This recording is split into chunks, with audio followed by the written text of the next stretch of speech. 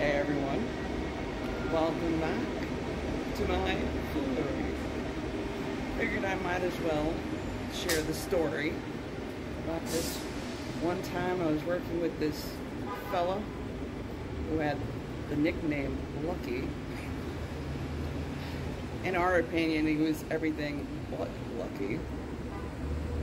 Got stuck working with him in a ditch, working on segmented Con Ed pipes, like PVC in nature. It's got big sweeps, bringing it from the manhole to the automatic transfer switch, and then eventually, after it goes through some equipment, goes into the building to the main distribution. So, in order to get these couplings that kind of look like those rubbers that you put over a wooden pencil to keep you from getting blisters on your finger, you gotta lube it up with Dawn dish soap and hit it in with a lump hammer at full swing and get it onto the pipe while it's still wet. So of course, you hand it to the guy who's got one leg shorter. You hand the lump hammer. Sorry for... Actually, well, it was between a lump hammer and a sledgehammer. I think actually we used the sledgehammer, come to think of it. So I'm dealing with a dude who's walking like this the whole time in the trench. And it's hot and humid, summertime, dust all over the place. And he's complaining the whole time. It's like one thing to be hot and humid and miserable. We had this bread truck, company truck, that didn't have any air conditioning.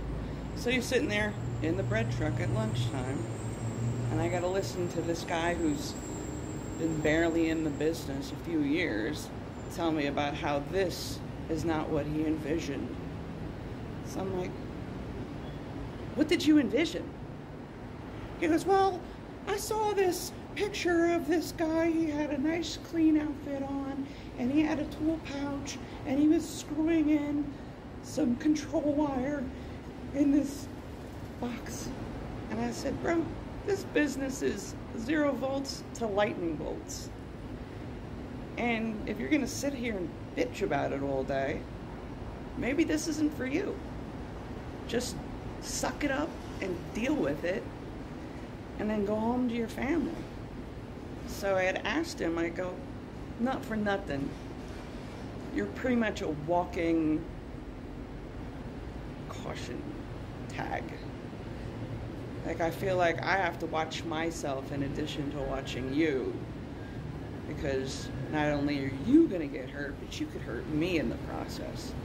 I can't tell you how many times he's in there fiddling with the lump, hits himself in the ankle, like crying and whining, and I'm like, get out of the trench.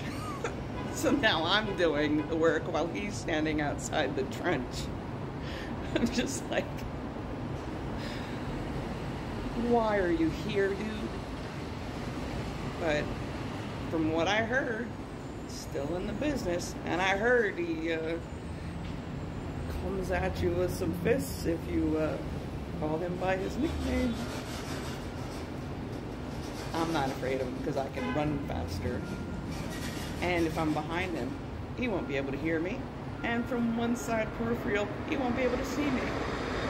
So I got the competitive advantage. I'll never understand why someone had that many ailments. Like, why would you put yourself in a position where you may not see retirement, or you won't see retirement healthy? Let's put it that way. Or you can harm somebody else.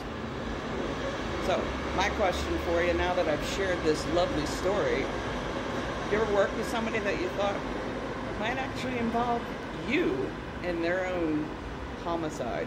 Let's just call it that. Go ahead and share.